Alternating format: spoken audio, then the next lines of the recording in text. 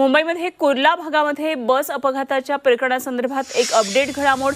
बस चालकावर सदोष मनुष्यवधाचा गुन्हा दाखल झालाय आणि दुपारी 2 वाजता बस चालकाला कोर्टामध्ये हजर करण्यात येणार आहे। घटनास्थळी फॉरेन्सिक टीमने पंचनामा केलेला आहे आणि या अपघातात आतापर्यंत 6 जणांचा मृत्यू झालेला आहे, 49 जण जखमी आहेत। कुर्ला बस अपघातातल्या बस चालक संजय मोरेवर आता सदोष मनुष्यवधाचा गुन्हा दाखल झालेला आहे आणि पुढची चौकशी पोलिसांकडून अजूनही सुरू आहे।